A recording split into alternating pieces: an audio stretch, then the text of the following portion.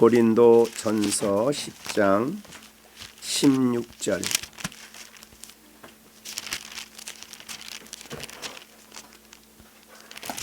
한 절만 같이 합독을 하겠습니다. 고린도전서 10장 16절입니다. 우리가 축복하는 바 축복의 자는 그리스도의 피에 참여함이 아니며 우리가 떼는 떡은 그리스도의 마음이 참여함이 아니냐. 한 절 더 읽죠. 떡이 하나요 많은 우리가 한 몸이니 이와 한 떡에 참여함이라. 아멘. 성례주의를 따로 지키려고 하는 것은 성찬식에 대한 설교가 있어야 되겠기 때문에 그랬습니다. 다른 그 주간에 하면은 다른 설교가 있기 때문에 성찬에 대한 설교를 충분히 하지 못하고 성찬식을 하는 그런 어려움이 있어서 따로 이렇게 정해봤습니다. 유명한 칼빈은 교회를 가장 무력하게 하는 사탄의 계략 중에 하나가 이 성례식을 이 무의미하게 하나의 형식으로 이것을 지키게 함으로써 교회를 무력하게 한다. 그런 얘기를 했습니다. 정말 우리가 성찬의 중요성은 이루 말로 다 할 수가 없는데 우리가 이제 설교를 하면서 성찬의 중요함에 대해서 또 성찬의 의미에 대해서 좀 더 많은 설교를 하고 또 의미를 이해하고 우리가 성찬에 참여하는 일이 필요하다. 그렇게 생각되어집니다.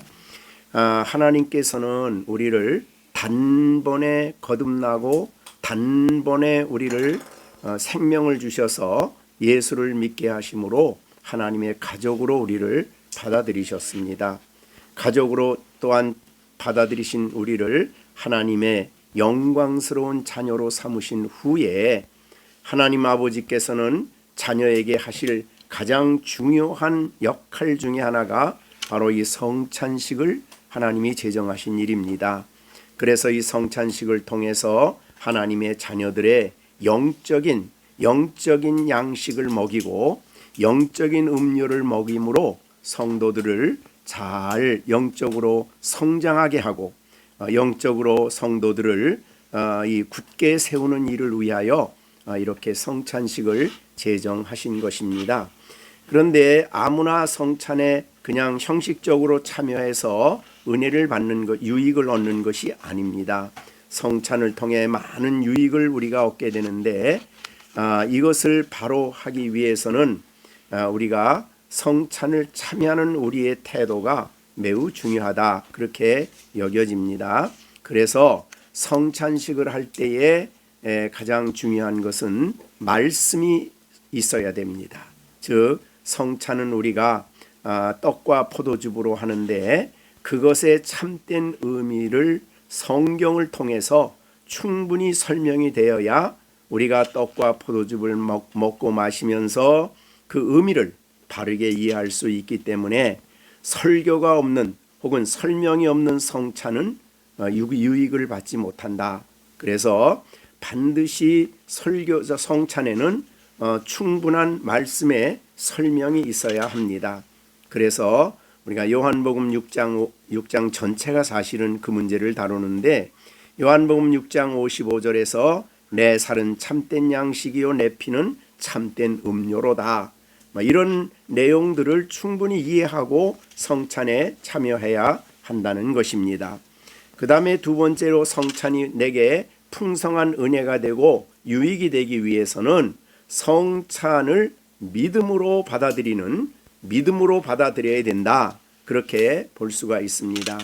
성찬은 믿음이 없이 그냥 하나의 예식으로만 참여를 한다면 성찬이 주시는 그 풍성한 은혜를 깨달을 수가 없는 것입니다. 그래서 믿음이 있어야 성찬은 즉 성찬이 보여주시는 그 내용을 충분히 믿는 믿음이 있어야 참여하는 사람에게 은혜가 되는 것입니다. 그래서 우리가 자기의 신앙 고백을 명확하게 할 때에 우리 유아 세례 받은 아이들에게 입교를 하게 됩니다. 그래서 그렇게 충분한, 즉 성찬의 의미를 충분히 믿음으로 받아들일 수 있는 상황이 되어야 성찬에 참여하는 것입니다. 근데 아직 아이들은 이 신앙 고백을 공식적으로 하기 전까지는 그러지 못하다고 여기기 때문에 아이들에게 성찬을 참여하는 것을 제안하고 있는 것입니다. 그래서 이 믿음이라는 것은 성찬에 대한 성경이 가르쳐 주시는 진리를 그대로 믿는 그 믿음을 의미합니다. 그렇기 때문에 그 믿음을 가지고 성찬에 참여해야 된다라는, 그래야 그 유익을 얻을 수 있다라는 것입니다. 또 하나는 성찬을 참여할 때에, 즉 첫째는 성찬을 참여하는 사람은 거듭난 사람이고, 두 번째 성찬을 참여하는 것은 믿음이 있어야 되고, 세 번째 성찬의 유익이 되려면 성령이 성찬에 참여하는 그 시간에 각자의 마음속에 역사하셔야 합니다. 즉 성령의 역사가 없는 성례는 의미가 없다는 것입니다. 유익을 줄 수가 없다는 것이죠. 그렇기 때문에 성령께서 함께 역사하시는 그런 성찬, 이런 성찬이 되도록 우리가 준비하고 기도하고 성령의 도우심을, 성령의 역사하심을 사모하면서 우리가 이 성찬에 참여해야 된다는 것입니다. 성령께서 역사하지 않는다면 성례는, 즉 성찬은 우리 마음에 아무것도 이룰 수 없다라고 합니다. 그래서 성령의 사역을 제외시킨다면 성령의 아무런 효능이 없는 것입니다. 유익이 안 된다는 것이죠. 그렇기 때문에 성령의 역사하심이 필연적이죠. 그래서 이 세 가지는 성찬식이 참여하는 사람에게 유익이 되기 위해서 반드시 필요한 것이다. 첫째는 생명이 있어야 되고, 그래서 하나님의 자녀가 돼야 되고, 두 번째는 성찬의 의미를 믿는 믿음, 이따 좀 더 설명하겠습니다만은 그 믿음이 있어야 되고, 세 번째는 성령의 강력한 감화, 감동, 역사하심이 성찬에 참여하는 시간에 우리에게 있어야 한다, 그런 말이 되겠습니다. 그래서 성령께서 사역하실 때에 외적으로 사용되어지는 이 성찬, 즉 떡과 포도즙이 하나님의 외적인 말씀과 함께 우리 영혼의 유익으로 전달이 되는 것입니다. 그렇기 때문에 이런 준비가 필요하다, 이런 태도가 필요하다, 그렇게 볼 수가 있습니다. 그 다음에 이 성찬은 정말 우리가 여러 가지 의미가, 굉장히 많은 유익이 우리에게 포함되어 있는데, 이 성찬의 중요한 내용 중에 우리가 꼭 알아야 될 것은 성찬은 무엇을 바라보느냐, 즉 성찬에서 우리의 믿음이 바라보는 것이 뭐냐라고 말할 때에, 특히 성찬은 우리를 성찬 자체를 그리스도보다 더 중요하게 여기면 안 되는 겁니다. 즉 성찬은 우리를 예수님을 바라보게 하는 것이지, 예수님 없는 성찬을 말한다면 그것은 정말 미신이 돼버리는 것입니다. 그래서 우리가 성찬식을 할 때에 우리가 믿는 믿음이 성찬의 대상을 명확하게 바라보아야 된다, 그런 뜻입니다. 그럼 뭘 바라보아야 되느냐? 첫째로 성찬은 우리를 그리스도께로 향하게 하는데, 그리스도를 바라보게 하는 것이 성찬입니다. 성찬식을 통해서 예수 그리스도를 기억하게 하는 것이 성찬이지요. 그러므로 예수님에 대한 우리가 구체적인 믿음을 몇 가지 우리가 생각해야 합니다. 첫째로 예수님 중에 특히 성찬을 통해서 예수님의 인성을 생각한다 그럽니다. 예수님의 인성, 즉 예수님은 이 땅에 오시기 전에 예수님은 하나님이셨습니다.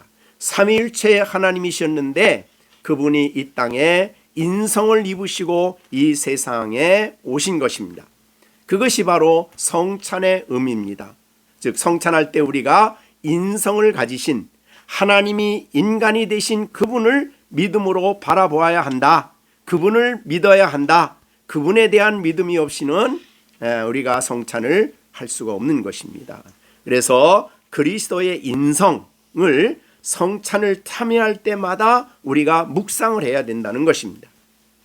예수님은 그냥 인간이 아니라, 그냥 사람이 아니라 하나님이 인간이 되신 그런 분으로 예수님을, 그러면 왜 예수님께서 이렇게 한 몸을 하나님께서 예비하셨는가? 그것은 바로 우리에 대한 사랑입니다. 사랑 때문에 그리스도를 우리를 위해서 예비하셨습니다. 히브리서 10장 5절에 보면 그러므로 주께서 세상에 임하실 때 이르시되 하나님이 제사와 예물을 원하지 아니하시고 오직 나를 위하여 한 몸을 예비하셨다. 한 몸, 바로 예수 그리스도의 인성을 의미하는 것입니다. 예수님이 인간을 입으심으로 말미암아 구약의 이제 모든 제사와 구약의 모든 예물들이 이제는 예수 그리스도로 말미암아 성취가 됐기 때문에 더 이상 제사를 원치 아니하십니다. 더 이상 구약의 동물로 드리는 예물을 주님은 원치 아니하십니다. 왜냐하면 예수님 자신이 제물이시기 때문에, 예수님 자신이 완전하신 속죄 제사를 드리셨기 때문에 그렇습니다. 그래서 우리는 캐톨릭에서 말하는 그런 미사는 미신이라고 말합니다. 미사는 제사입니다. 미사는 그래서 화채소를 얘기하면서 그 떡이 직접 예수님의 살이 되고 포도주 잔이 직접 예수님의 피가 되기 때문에 십자가가 다시 재현이 돼서 제단이 다시 만들어졌다는 것입니다. 그래서 우리는 화채소를 말하지 않고 기념서를 얘기합니다. 기념한다. 예수님이 이 땅에 육신으로 입고 오신 예수님은 이제 단번입니다. 단번에 십자가의 죽으심으로 또 죽고 또 살이 필요하고 피가 필요한 게 아니라 단번에 십자가의 죽으심으로 구약에 있는 모든 제사와 예물은 하나의 그림자였는데 실제로 예수님이 죽으셨기 때문에 예수님의 인성 혹은 성육신을 우리가 생각하는 것은 성찬식에 매우 중요한 생각입니다. 그래서 성찬식 할 때마다 예수님의 성육신에 대해서 묵상을 해야 한다, 그런 말입니다. 두 번째로 우리가 성찬식을 할 때에 늘 우리가 믿음으로 바라봐야 되는 것은 그리스도의 몸과 피다. 예수 그리스도의 몸과 피입니다. 몸과 피를 우리는 따로 줍니다. 즉 떡과 잔을 따로 주듯이 몸과 피를 따로 이야기합니다. 따로 이것을 숙고하는 일이 매우 중요하다, 그런 말이 되겠습니다. 이 예수님의 몸과 피는 완전한 사람이에요. 그래서 이 예수님의 이 몸이 고난을 받으시고 예수님의 피를 흘리신 이것은 우리에게 어디를 보게 하냐 하면 구약의 제물을 연상하게 합니다. 자, 예수님이 성찬을 하실 때 유월절에 하셨어요. 유월절 어린 양을 잡을 때는 언제나 피를 먼저 빼고 죽을 때에 피를 먼저 쏟게 하고 그 다음에 몸을 따로 구분합니다. 그래서 피는 제단에 뿌리고 더 나가서 지성소에 들어가 뿌리고 그 다음에 몸은 번제단에서 완전히 살라서 하나님께 제물로 드립니다. 이 구약의 유월절에 몸과 피가 따로 분리되어 있는 것을 말하기 때문에 바로 이 성찬식의 예수님의 피와 살은 따로 생각해야 되는 부분이에요. 그래서 우리가 떡을 먹고 피를 마십니다. 그런데 왜 이 몸과 피가 따로 되어 있을까? 그것은 고난의 극치를 의미합니다. 예수님의 고난의 최고의 고난을 말하는 것입니다. 그래서 피를 예수님이 십자가에서 피를 흘리실 때에 온 몸의 피를 다 쏟으셨습니다. 나중에 창으로 찔려서까지도 온 몸의 피를 다 쏟고 몸과 피가 분리가 됐다는 것입니다. 이것은 바로 예수님의 고난의 극치를 표현해 주는 그런 의미가 되는 것입니다. 그러면 우리가 예수님이 이렇게 고난을 받으셔야 될 중요한 고난을 받으시고 몸과 피를 다 쏟으시고 몸을 다 불태워 이제 십자가에서는 이제 몸이 찢으셔서 죽임을 당하셨는데 왜 그렇게 구약의 제물의 모습을 닮아서 예수님이 그렇게 완전한 죽으심을 죽어야 했느냐? 그 이유를 우리가 또 알아야 됩니다.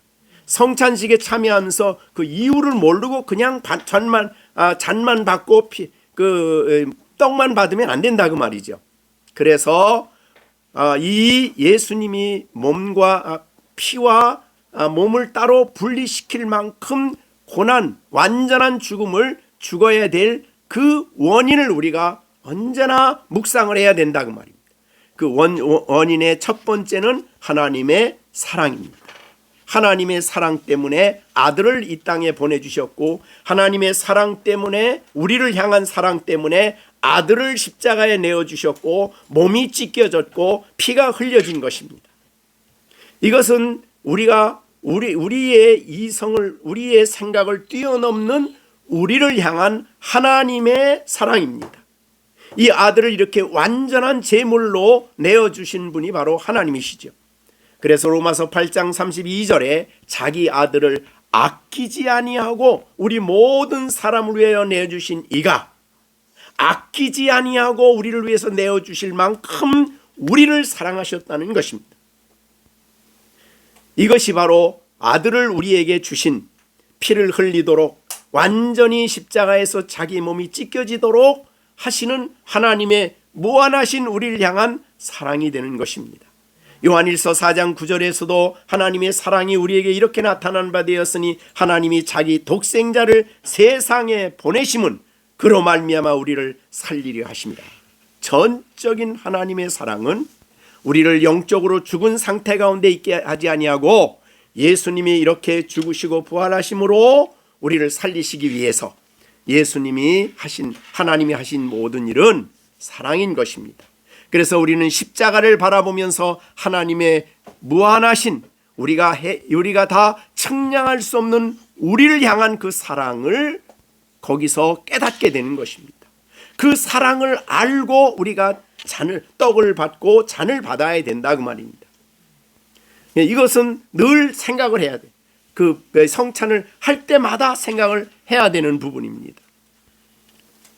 그 다음에 이 성찬을 우리가 받을 때는 왜 그러면 이 성찬을 우리가 예수님이 왜 그러면 죽으시고 왜 그러면 예수님께서 그렇게 피를 흘리셔야 됐느냐? 그것은 바로 우리의 죄 때문입니다. 우리의 죄는 이 범죄함으로 말미암아 우리의 죄에 대해서 하나님이 저주를 내리셔야 돼요. 왜? 모든 율법은 저주를 받게 돼. 율법을 어기면 저주를 받게 됩니다. 그래서 예수님이 십자가에서 못 박혀 죽으심으로 저주가 된 것입니다. 그래서 나무에 달린 자마다 저주 아래 있다라고 말씀을 갈라디아에서 하신 이유가 거기에 있습니다. 우리의 죄 때문에 저주를 받고 우리의 죄 때문에 그렇게 피를 흘려 완전히 죽으심으로 우리의 모든 죄가 사해지셨을 뿐만 아니라 우리의 죄가 하나님과 우리 사이를 내었고 하나님과 원수가 되어 있었던 우리를 예수님의 이 속죄로 말미암아 즉 예수님의 몸과 피를 십자가에 내어주심으로 말미암아 하나님과 우리를 화목시키신 것입니다. 즉 이 화목을 위해서 제물이 되신 겁니다.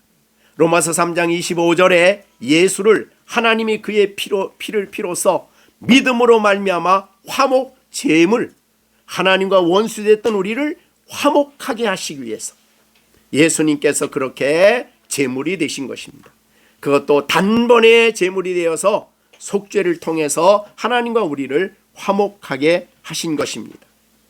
그래서 이제는 우리가 죄 용서를 받을 뿐만 아니라 화목하여 살아계신 하나님 앞에 원수됐던 우리가 가까이 나아갈 수 있게 되었다 말입니다. 이것을 우리가 기억해야 됩니다. 그러면은 이것을 깨달을 때에 우리가 하나님에 대한 인식이 달라지고 죄에 대한 인식이 달라지게 됩니다. 왜 그렇습니까? 우리의 죄는 하나님에 의하여 저주와 진노를 받아야 되는 것이 우리의 죄예요. 그런데 예수님이 그것을 대신 받으시고 저주를 받고 대신 진노를 받으셨기 때문에 우리 더 이상 죄가 우리에게 저주와 진노가 되지 않는다는 것입니다. 갈라디아 3장 13절에 나무에 달린 자마다 저주 아래에 있다. 그래서 율법의 저주를 받게 된 겁니다. 그죠? 로마서 3장 25절에 이 죄는 반드시 하나님과 우리를 화목을 깨기 때문에 죄로 인해서 죽었는데 화목 제물이 되었습니다. 그래서 예수님이 우리를 위해서 죽으심으로 우리가 하나님과 화목되었고 저주가 우리에게서 떠나게 되었고 이제는 하나님의 영원한 사랑의 대상이 된 것입니다. 하나님은 이제 이 놀라운 예수님의 십자가 앞에 서 있는 이 믿음으로 이 잔과 피를 받는 우리들에게 대해서 하나님은 더 이상 그의 공의로 심판하는 분이거나 벌하는 분이거나 저주를 내리는 분이 더 이상 아닙니다. 그런 분으로 이제 우리에게 서 있는 거예요. 우리에게 은혜를 주시는 분, 우리를 받아주신 아버지, 우리를 받아주신 하나님의 자비로우신 하나님, 사랑이 넘치는 하나님으로 우리 곁에 서 있는 겁니다. 우리가 지난번에 이 루터에 대해서 말씀하면서 그가 복음을 깨닫고 난 다음에 자신 곁에 있는 하나님이 전혀 다른 분으로 이해가 되었습니다. 그걸 알기 전에는 자신에게 진노, 저주를 내리는 분으로 생각을 했는데 이제는 십자가 앞에 죄 사함을 얻고 십자가를 통해서 하나님 앞에 의로워진 자신을 바라보는 하나님의 눈길은, 하나님의 모습은 전혀 다른 모습입니다. 나를 받아주셨고 나를 용서해 주셨고 나에게 사랑을 베푸시는 그런 하나님으로 내 곁에 계신 그런 하나님을 만났다는 것입니다. 이것이 바로 우리가 성찬에 참여하는 우리가 가져야 할 아름다운 태도입니다.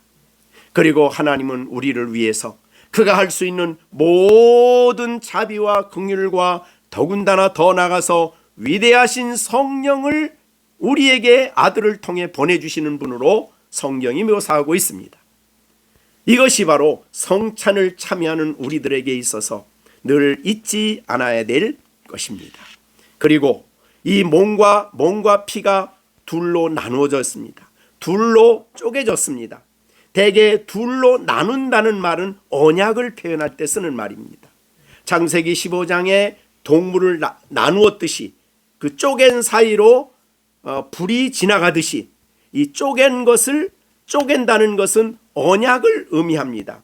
그래서 그리스도가 몸과 피가 둘로 쪼개졌다는 것은 하나님이 우리와 언약을 세웠다는 뜻입니다. 희생 제물이신 예수님을 통해서 우리가 하나님과 새로운 언약, 새 언약, 그래서 예수님이 잔을 주시면서 이것은 너희를 위하여 흘리는 바 나의 피 곧 언약의 피다. 새로운 언약 관계 속에 들어가 버렸습니다. 구약의 언약과는 비교할 수가 없는 거죠. 구약에는 짐승으로 했기 때문에 짐승은 완전하지 않기 때문에 계속적으로 제물을 드려야 됐습니다. 언약을 다시 갱신해야 됐습니다. 그러나 그리스도를 통해서 맺어진 이 언약은 완전한 언약이기 때문에 다시 갱신하지 않습니다. 단번에 한 번에 완전한 언약을 맺게 된 것이죠. 그래서 너희를 위해 흘린 언약의 피다. 새 언약 안에 너희가 들어갔다. 우리는 이제 옛 언약이 아니라 새 언약 속에 들어간 사람들이 된 것입니다. 새 언약의 특징은 뭐냐 하면 우리가 히브리서 이미 말씀한 히브리서 8장에서 말씀한 대로 새 언약, 시장 8절이죠. 8장 8절 더불어 이스라엘 집과 유다 집과 더불어 내가 새 언약을 맺는다. 이거는 옛날의 언약과는 다르다. 예수님의 피를 통해서 새 언약을 맺는데 그것이 10절입니다. 그날 이후로 내가 이스라엘 집과 맺을 언약은 언약이 새 언약인데 내 법을 그들의 생각에 두고 그들의 마음에 이것을 기록하고 나는 그들의 하나님이 되고 그들은 나의 백성이 된다. 이건 취소할 수 없는 언약이에요. 이 언약을 피와 잔을 나누면서 이 영원한 언약, 누구도 나눌 수 없는 새 언약 안에 우리가 들어가 있다는 것을 기억하며 그것을 믿으며 우리가 이 성찬에 참여를 해야 된다는 것입니다. 굉장히 우리가 그런 의미를 가지고 이 성찬에 참여하면은 그래서 이 성찬을 하기 전에 참 이 설교가 긴 설교가 필요하다 그런 생각이 들어갔습니다. 그 다음에 이 성찬하는 시간은 어떤 시간이냐? 성찬의 내용은 우리가 오늘 보면 우리가 성경 보겠습니다. 우리 16절 우리가 축복하는 바 축복의 잔은 그리스도의 피에 참여함이 아니며 우리가 떼는 떡은 그리스도의 몸에 참여함이 아니냐. 여기 축복이라는 말을 했습니다. 축복. 여기에 축복이라는 말을 했는데 이 말씀을 축복이라는 말을 우리가 다른 성경으로 번역을 주석을 해보면 어떻게 됐냐면 마태복음 26장에 있습니다. 예수님께서 26장 27절에 또 잔을 가지사 감사 기도하시고 그들에게 주시며 이르시되 너희가 다 이것을 마시라. 여기에 오늘 고린도전서 10장 16절 우리가 축복하는 바 축복의 잔은 우리가 축복하여 축복의 잔은 그리스도의 피에 참여함이 아니냐. 여기에 축복의 잔이 바로 감사입니다. 그래서 감사 기도하고 그 다음에 이제 누가복음 22장 19절입니다. 22장 19절 또 떡을 가지사 감사기도 하시고 떼어 그들에게 주시며 그랬으니까 여기에 사실은 이 떡을 뗄 때도 예수님은 감사기도 하시고 잔을 줄 때도 감사기도 하시고 그랬습니다. 그래서 이 성찬에 참여하는 우리들은 이 시간이 어떤 시간이냐? 감사하는 시간입니다. 감사.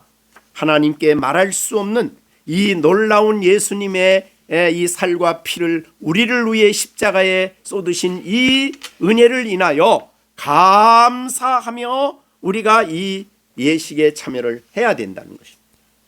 그 다음에 두 번째는 이 시간은 바로 기념하는 시간입니다. 고린도전서 읽진 않았습니다만은 고린도전서 11장 24절 축복하시고 떼어 이르시되 이것은 너희를 위하는 내 몸이니 이것을 행하여 나를 기념하라 하시고 19회 또한 그와 같이 잔을 가지시고 이르시되 이 잔은 내 피로 세운 새 언약이니 이것을 행하여 마실 때마다 나를 기념하라. 그러니까 어쩌다가 한 번이 아닙니다. 우리가 떡을 나눌 때 잔을 마실 때마다 나를 기념하라. 여기에 나를 기념하라 말은 나는 그리스도시죠. 그러니까 우리가 이것을 잘못하면 성찬 예식을 더 중요하게 생각할 수 있어요. 그리고 예수님을 잊어버려요. 그러면 성찬이 더 중요하게 여겨지기 때문에 그것을 우리는 미신이라고 합니다.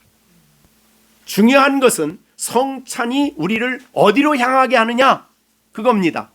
그게 바로 예수님을 기념하게 하는 대로 기념한다는 말은 기억한다 그런 뜻입니다.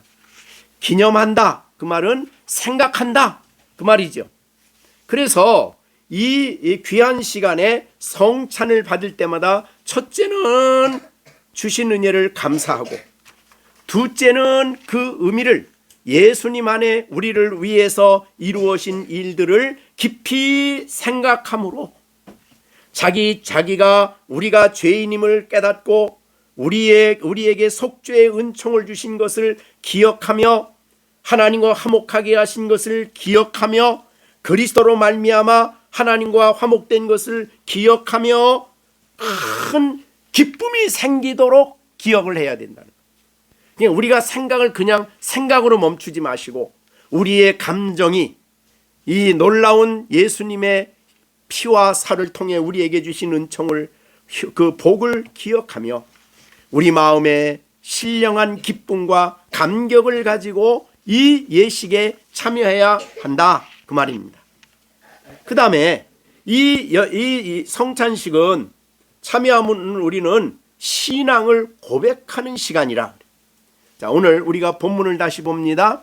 우리가 축복하는 바 축복의 잔은 그리스도의 피에 참여함이 아니며 우리의 떼는 떡은 그리스도의 몸에 참여함이 아니냐, 이 말을 11장 26절에 봅니다. 자, 우리가 이 떡을 먹으며 이 잔을 마실 때마다, 고린도전서입니다. 11장 26절, 너희가 이 떡을 먹으며 이 잔을 마실 때마다 주의 죽으심을 오늘날까지 오실 때까지 전한다. 이 전한다는 말은 선포한다, 그 말입니다.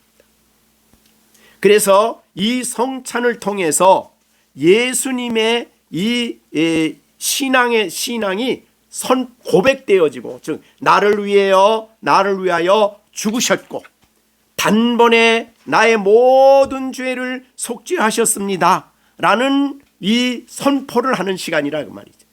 그래서 성찬에 참여함으로 말미암아 내가 이 큰 은혜를 받은 것을 고백하는, 전한다는 말은 선포한다, 고백한다, 그런 방법, 그런 뜻입니다.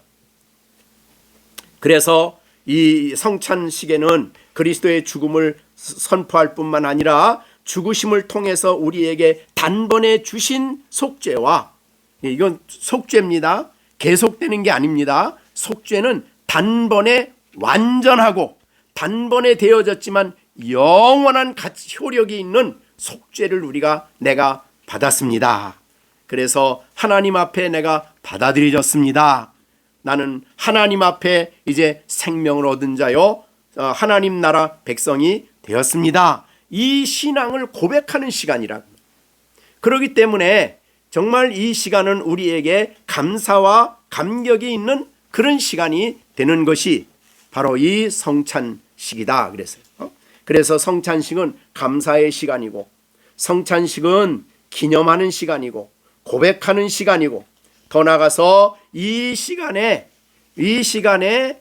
우리와 맺은 언약, 즉 나는 예수를 믿음으로 하나님과 새 언약 안에 들어갔다는 이것을 새롭게 확인시켜 주시는, 희미하지 않습니다. 분명히 확인시켜 줍니다. 그래서 그의 피에 참여했고 그의 몸에 참여했다.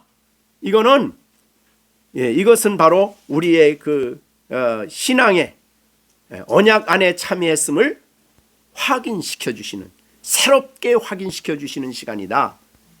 나는 그래서 하나님과 그리스도의 몸에 참여했고, 교회 몸은 더 크게 말하면 교회죠. 교회인 그리스도의 몸에 참여했고 그리스도의 피에 참여된 사람이다. 그래서 이 피에 영원한 효력을 가지고 있는 사람이다. 그래서 나의 속죄는 영원하고 내가 영원히 그리스도의 몸에 속하여 그리스도의 교회에 속한 하나님의 사람이라는 이 놀라운 진리가, 이 언약이 다시 확신되어지는 시간이 바로 이 성찬의 시간이다, 그 말이죠. 그러니까 이런 성찬의 유익을 우리가 생각하면 정말 이 그냥 쉽게 받고 끝나야 할 시간이 아니다라는 것입니다.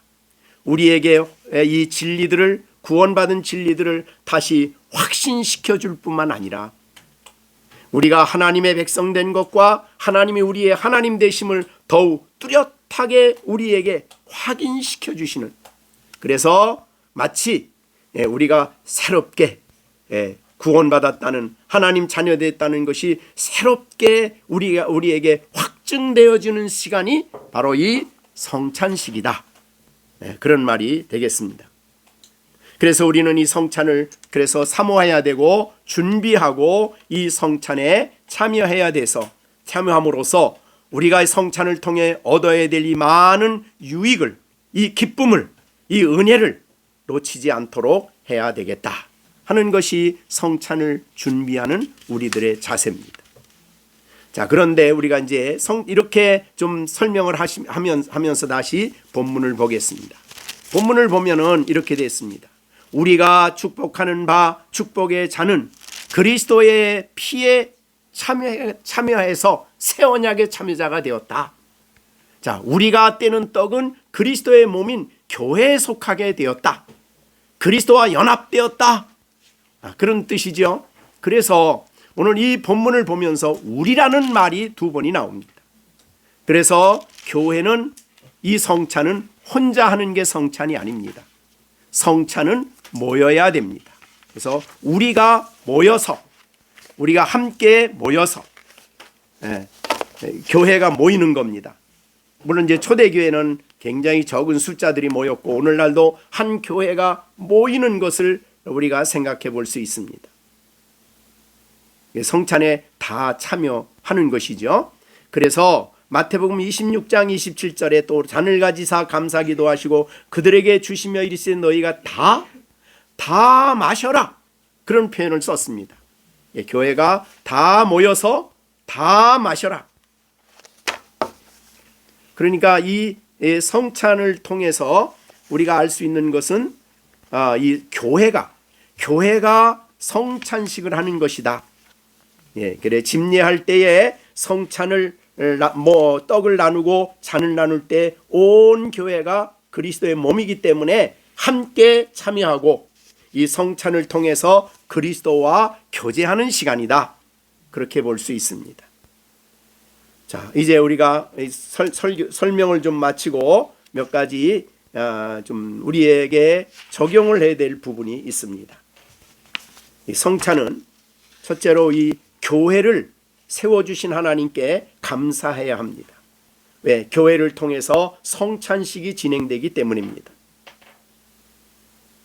그래서 이 성찬을 통해 우리 영혼이 새로운 힘과 활력을 다시 얻는 것입니다. 이 보화를 교회를 통해서 우리가 얻게 되었으니 교회를 세워주신 하나님께 감사해야 한다. 이것이 우리에게 적용하는 첫째입니다. 그리고 이 성찬에 준비하고 기도하는 마음으로 기도하고, 사실은 한 주간 동안 따로 우리가 기도하고 준비하면서 성령이 성찬식에 우리의 마음속에 감아주시고 감동 주시도록, 그리고 성찬이 전달하는 유익을 우리가 받도록 성령이 우리 안에 역사하도록 기도하며 준비해야 합니다. 그 다음에 성찬에 대한 주님의 명령에 순종해야 합니다. 근데 우리는 지금 1년에 2번 하지만 사실은 초대교회 성도들은 모일 때마다 했습니다. 굉장히 중요하게 의식을 했죠. 성찬식은 그리스도와 더불어 친밀한 영적 교제를 나누는 시간입니다. 그렇기 때문에 우리는 이 성찬을 주님이 주신 명령, 다 이것을 마시라고 제자들에게 말씀했던 것처럼 주님 다시 오시는 그날까지, 우리가 이 땅에 사는 그날까지 성찬은 끊임없이 진행이 되고 여기에 우리가 적극적으로 순종하는 우리가 돼야 된다. 그 다음에 세 번째는 아까 말한 대로 믿음의 대상, 예수님의 성육신, 예수님의 우리가 바라봐야 할 예수님의 하나님 되심이죠. 또 인간 되심. 그리고 이 성찬을 통해서 우리에게 주어질 언약, 약속, 이런 것들을 우리가 다시 믿음의 대상으로 바라보는 훈련을 이 성찬을 통해서 끊임없이 해야 된다는. 그래서 성찬에 그냥 쉽게 한번 참석하는 시간이 아니고 이 시간에 우리가 믿음의 대상이신 예수님을 바라보는 일을, 그리스도를 바라보는 일을 우리가 늘 훈련하는 그런 우리가 돼야 된다. 그 말은 우리가 이 일을 함으로써 실제적인 우리의 삶 속에서도 끊임없이 이것을 바라보는 것이죠. 그래서 예수님의 인성, 예수님의 몸과 피, 그리고 그리스도의 몸과 피의 나누어짐의 의미, 그리고 그것으로 말미암아 우리에게 주어진 복들을 다시 생각하고 다시 바라보는 그런 훈련이 우리에게 필요하다는 것입니다.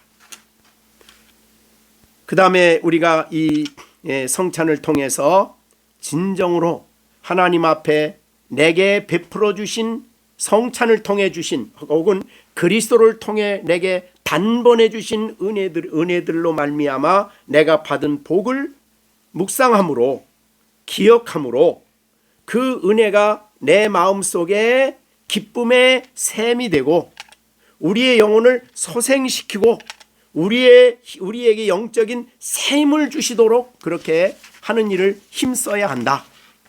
성찬은 우리가 다른 어디에서도 받을 수 없는 그런 은총입니다. 그래서 우리가 이 성찬을 그냥 외적인 떡과 잔을 보지 마시고 그거를 할 때 반드시 그리스도를 바라보심으로 영적으로 그리스도와 교통이 이루어지는 이런 시간이 되도록, 그래서 이것을 우리가 기쁨의 샘이 되고 우리의 영혼의 그 감격스러운 시간이 되도록 우리가 이 시간을 준비하고 성찬에 참여해야 되겠다 하는 그런 교훈을 우리가 받게 됩니다. 이제 우리가 성찬을 할 때마다 이렇게 좀 더 몇 가지 굉장히 많습니다, 사실은. 그리고 우리가 이제 칼빈의 기독교는 기념은 단순히 생각하는 것이 아니라 이 유대인 캐톨릭은 화채설이지 않습니까? 몸이 변한다. 그리고 루터 교회는 공제설이라 그래요. 공제설인데 떡과 잔이 부어질 때 실제로 예수님이 거기에, 실제 몸과 피를 가지신 예수님이 거기에 임재한다 그래요. 그러니까 우리는 하늘로 승천하신 그분은 땅에 안 오시잖아요. 근데 그 캐톨릭에서는, 루터 교회에서는 공제, 떡과 예수님이 실제 같이 있다, 그렇게 얘기를 해요. 화채선을 안 받아들이고. 근데 우리는 뭐냐면 영적인 임재설이에요. 영적 임재. 그러니까 떡과 잔을 나눌 때에 캐톨릭과 루터와 같이, 루터교와 같이 예수님의 살과 피를 가지신 그분이 그 자리에 있는, 공제하는 건 아니고 영으로 그 시간에 오신다는 거죠. 그래서 우리가 잔과 피를 받아들일 때 영적으로 예수님이 우리 안에, 그러니까 먹으면 몸 안에 들어가잖아요. 우리 안에 우리 안에 계신다. 우리 안에 오신다. 그래서 그리스도가 너희 마음에 계시게 하옵시고 라는 기도와 같이 이 성찬을 통해서 영적으로 우리에게 새롭게 다시 오셔서 우리 안에 임재하신다. 이제 그런 의미가 있습니다. 그래서 칼빈은 영적 임재설입니다. 자, 그런 의미를 우리가 생각하면 사실은 이 성찬은 다른 어떤 것과 비교될 수 없는 축복이에요. 그래서 복음 말씀 선포와 함께 성찬을 통해서 복음이 실제적으로 성도들에게 엄청난 영적 유익을 준다는 거예요. 그만큼 우리 하나님 아버지께서 자녀들이 이 땅에서 이것을 통해서 주님과 영적으로 교제하고 이 속에서 새 힘을 얻고 이 속에서 이 세상을 이길 수 있는 성도로서 성숙해 가도록 이 성찬식을 우리에게 주셨다고 그렇게 믿고 받아들이는 것입니다. 오늘 우리가 이 성찬을 이런 의미를 다시 한번 생각해 보시면서 이 성찬에 참여하게 되기를 바랍니다. 기도하겠습니다. 하나님 아버지, 우리가 성찬에 대해서 이제 성례주의를 지키면서 좀 더 성찬에 대해서 성경적인 의미를 많이 묵상하고 또 우리에게 주시는 진리를 생각하면서 성찬에 참여하려고 합니다. 하나님, 우리 초대교회 성도들은 이 성찬에 참여하며 주님을 새롭게 영적으로 만나고 그리고 그 안에 주신 놀라운 복을 새롭게 받아들이고 기뻐하고 감격하며 이 예식을 참여했습니다. 하나님 아버지, 좀 더 우리가 이 성찬에 대해서 깊이 생각하고 묵상하고 성찬에 참여하는 우리 모두가 되게 하여 주시옵소서. 오늘 성령께서 우리 마음속에 역사하여 주시고 우리가 예수 그리스도 안에 우리에게 주신 대속의 은총과 우리에게 주신 이 하나님의 자녀됨의 진리를 확고하게 믿는 믿음을 가지고 우리가 이 성찬에 기쁘게 참여할 수 있도록 하나님께서 은혜를 베풀어 주시옵소서. 우리 아이들은 이 시간에 참여하지 못하지만 우리 아이들은 이 과정을 통해서 저들 마음속에 믿음이 더욱 튼튼히 세워져 감으로 말미암아 하나님의 자녀들로 성숙되어 감으로 하나님, 이제 저들이 스스로 예수 믿는 믿음을 고백하고 하나님의 거룩한 나라를 위해서 쓰여지기 위하여 잘 준비되게 하여 주심으로 앞으로 이 성찬을 보면서 저들이 주님 앞에 성찬에 대한 사모함이 생길 수 있도록 주님께서 역사해 주시옵소서. 이 시간을 주님께 맡겨드리옵고 감사를 돌려오며 우리가 이렇게 성찬 성례주의를 지킬 수 있게 하여 주심을 감사하며 예수님의 이름으로 기도하옵나이다. 아멘. 같이 읽겠습니다. 26절부터 28절까지. 그들이 먹을 때에 예수께서 떡을 가지사 축복하시고 떼어 제자들에게 주시며 이르시되 받아 먹으라, 이것은 내 몸이니라 하시고 또 잔을 가지사 감사 기도하시고 그들에게 주시며 이르시되 너희가 다 이것을 마시라, 이것은 죄 사함을 얻게 하려고 많은 사람을 위하여 흘리는 바 나의 피 곧 언약의 피니라. 아멘. 여기에 잔을 예수님께서 떡을 제자들에게 주시면서 하신 말씀입니다. 이것은 내 몸이다. 그랬을 때에 우리는 떡 자체가 예수님의 몸이 됐다고 하지 않습니다. 그것은 비유입니다. 요한복음에도 비유가 많지요. 나는 포도나무요. 그랬을 때 포도나무요라고 했을 때 예수님이 포도나무입니까? 그 비유지요. 비유. 그래서 오늘 이 말씀도 받아 먹으라, 이것은 내 몸이니라 그랬을 때 이것을 화채설로 만들어서 직접 예수님이 몸 됐다 그러면 안 되는 것입니다. 비유입니다. 그래서 떡과 잔은 그 자체가 신비로운 게 아니고 그 자체가 은혜를 주는 게 아닙니다. 떡과 잔은 떡과 잔입니다. 그런데 우리가 그것이 은혜가 되는 것은 우리의 시선을 어디로 향하게 하냐면 예수께로, 그리스도에게로 향하게 하기 때문에 은혜입니다. 그래서 그리스도로 향하지 않는 떡과 잔을 받으면 안 되는 것입니다. 그 다음에 떡과 이 내 몸과 내 피다라고 말할 때에 그 예수님의 몸을 통해 우리에게 우리의 모든 죄의 대가가 치루어졌죠. 찢어지고 하나님의 저주와 진노를 받으심으로 그 몸을 통해서 우리의 죄의 대가가 치루어진 겁니다. 그 다음에 그 피를 통해서 우리가 하나님과 화목이 됐습니다. 제물이 됐죠. 화목이 됐습니다. 사실은 성경에서 피는 언제나 생명을 뜻합니다. 그래서 예수님이 생명을 주심으로 우리 하나님과 우리를 화목시키시고 우리에게 친히 생명을 주신 분이 됐습니다. 자신의 생명을 버리심으로 우리에게 생명을 주셨습니다. 부활의 생명이 온 거지요. 이런 의미를 우리가 생각하고 예수 그리스도의 인성, 그리스도의 몸과 피, 그 다음에 몸과 피가 서로 독립적이다, 또 연합되었다, 이런 내용들을 우리가 생각하시면서 우리가 이 성찬에 참여해야 되겠고, 정말 이 성찬이야말로 우리를 향한 하나님의 사랑의 극치입니다. 그래서 아들을 우리에게 준비하시고 그 몸을 우리를 위해서 준비하신 것은 전적으로 우리를 사랑하신 사랑이다. 그 사랑은 우리의 기쁨의 샘이 되는 거죠. 이 사랑은 영원한 사랑입니다.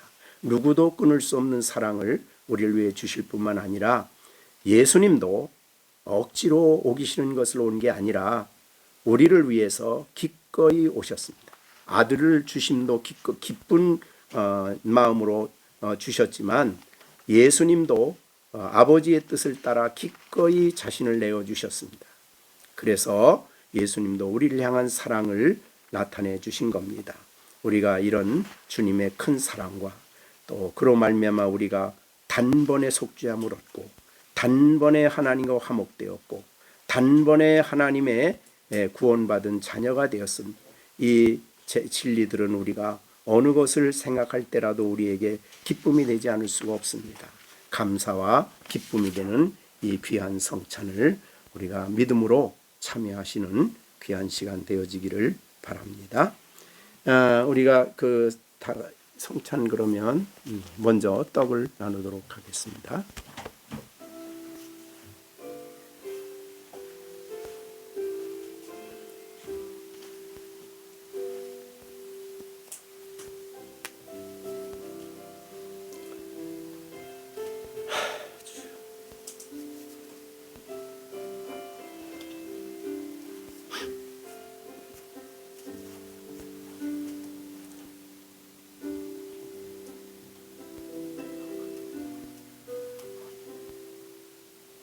떡.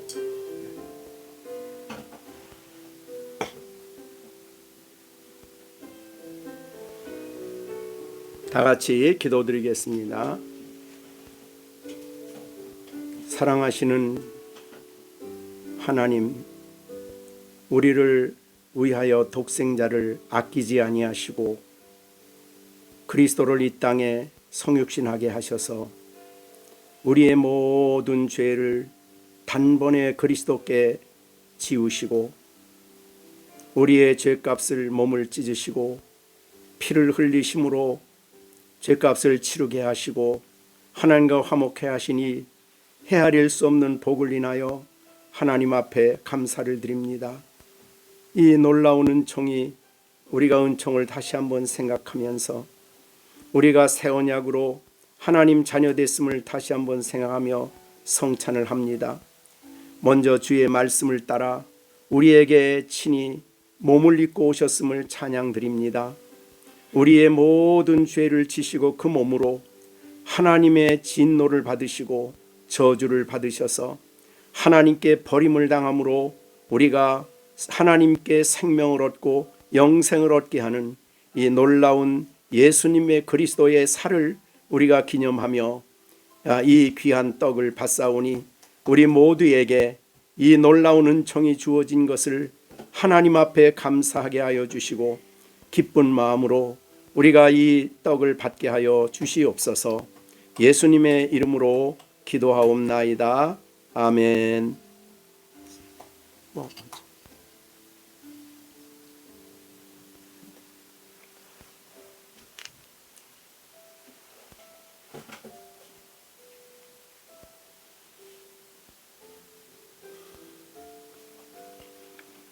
받아 먹으라, 이것은 내 몸이니라.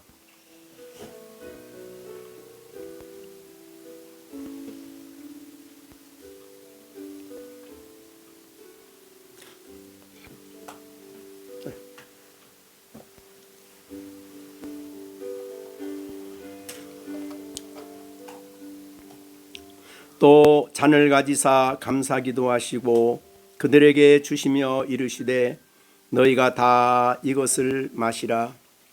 하나님 아버지, 우리가 하나님과 원수되었던 우리들 예수님의 보배로운 피가 제물이 되어 하나님과 우리를 화목케 하셨음을 인하여 하나님 앞에 감사를 드립니다. 이 피로 하나님과 새 언약을 맺었기에 우리가 하나님 백성이 되었고 하나님의 자녀가 되었으며 하나님의 특별한 백성이 되어 살게 하심을 생각할 때에 감사를 드립니다. 우리가 이 땅에 살면서 정말 우리가 우리 스스로 구원할 수 없는 우리들을 위하여 피 흘려 돌아가심으로 우리의 모든 죄를 사해 주시고 하나님과 화목된 자로서 하나님께 나아가 예배하며 하나님을 가까이 섬기며 하나님이 우리에게 자비를 베푸시고 인자하심을 나타내시며 긍휼을 나타내시는 하나님으로 섬기며 살아갈 수 있는 복을 주시오니 감사를 돌리옵나이다. 더 이상 우리에게 저주가 없고 더 이상 우리에게 진노가 없고 이제는 우리를 위하여 영원한 그 나라를 바라보며 믿음으로 살아갈 수 있는 복을 주시오니 감사를 돌리옵나이다. 우리 모두 이 잔을 마시며 우리에게 주신 이 헤아릴 수 없는 하나님의 측량할 수 없는 사랑과 축복을 기뻐하며 감사하며 이 잔을 마시게 하여 주시옵소서. 예수님의 이름으로 기도하옵나이다. 아멘.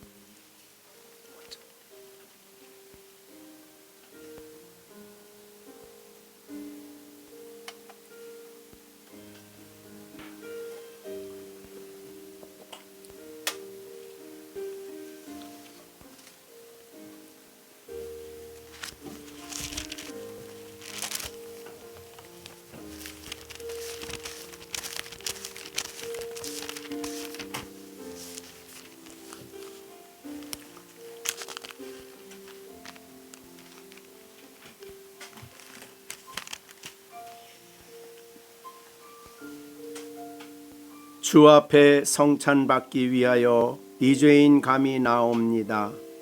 죄의 길로 나가 방황했으나 주 앞에 감히 돌아옵니다. 한 번만 주의 음성 들어도 그 말씀 내게 능력되어서 이 세상 마귀 유혹 이기고 원수의 비방 맞게 됩니다. 온유한 주의 음성 듣고서 죄인이 와서 쉼을 얻으며 성도들 함께 참여하여서 베푸신 잔치 먹게 됩니다. 기도와 또 찬송 주께 드립니다.